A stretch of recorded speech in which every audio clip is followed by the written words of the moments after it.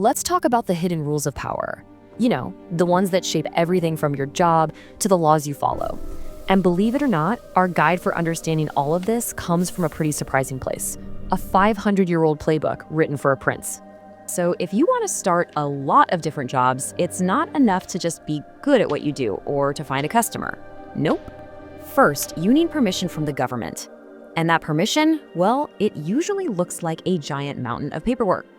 And this whole thing brings up some pretty weird questions. I mean, sure, a doctor needing a license, that makes total sense. But an interior designer? A florist? In some places, you even need a government license just to be a shampooer.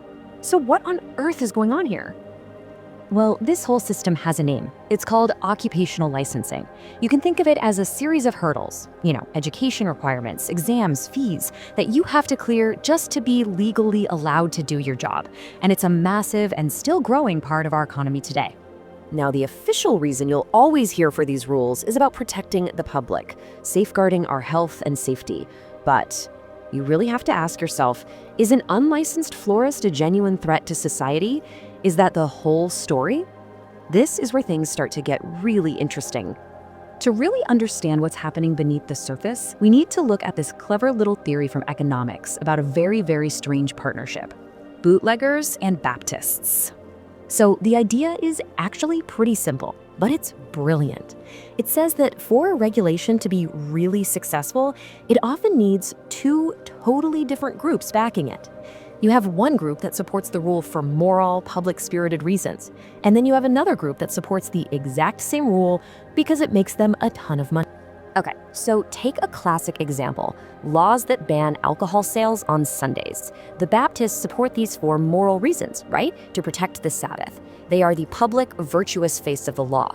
But who else just loves these laws? The bootleggers. When all the legal stores are forced to close, they have the entire market to themselves. So you see how it works? The Baptists make the public moral argument, and the bootleggers just quietly rake in the profits behind the scenes. It's the perfect cover.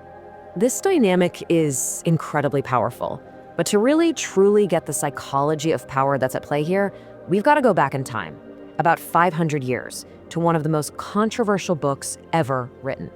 Right, so back in 1513, this guy Niccolo Machiavelli writes The Prince. And look, this was not a guide on how to be a good person, not at all.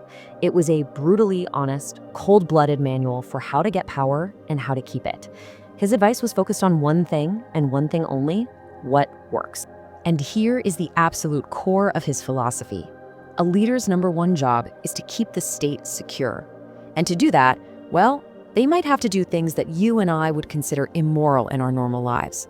Because for Machiavelli, the rules of power are just fundamentally different from the rules of everyday morality. And to navigate this tricky reality, Machiavelli said a leader has to be two different animals at once. They have to be both a lion and a fox.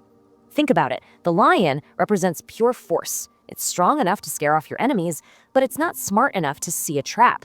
The fox, on the other hand, is all about cunning. It can't fight off a pack of wolves, but it's clever enough to spot the trap from a mile away and just go around it. Machiavelli's big point was that a truly great leader has to know when to be the lion and use raw power, and when to be the fox and use their wits.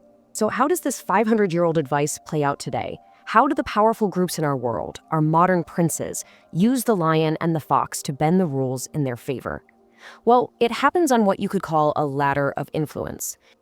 Okay, step one on that ladder is something economists call rent-seeking. This is pure fox behavior. It's when a company or an industry lobbies the government to get some kind of special treatment, like a handout or maybe a new rule that just happens to crush their competitors. They're not creating a better product or service. They're just using politics to grab a bigger slice of the pie. The next step up is something called regulatory capture. And this is even more sneaky. This is when the government agency that's supposed to be the referee, the one watching over an industry, gets taken over by the very industry it's supposed to be regulating. Basically, the regulated becomes the regulator. The fox isn't just avoiding the henhouse, it's now in charge of it. And at the very top of the ladder, you get state capture. This is the ultimate prize. This is when private interests become so powerful that they're not just influencing one little agency, they are shaping the entire government's decision-making process. They are, for all practical purposes, writing the laws themselves. They've become the true prince of the modern state.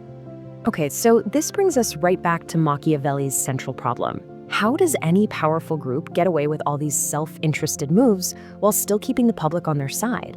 Well, it all boils down to this constant battle between virtue and effectiveness. And this leads us to one of Machiavelli's most brilliant psychological insights. He said a leader cannot always be virtuous, but they must always appear virtuous. The public has to believe their leader is merciful, faithful, humane, all the good stuff, even when their actions behind the scenes are anything. And here is where it all clicks together. The Baptists in our story, they provide the appearance of virtue, that public safety argument for the florist license. This gives the whole thing legitimacy. And the bootleggers, the insiders, the industry groups, they're the pragmatic, effective players who actually benefit. And that is the timeless central tension of power, balancing the public appearance of doing good with the often ruthless, pragmatic actions needed to get what you want.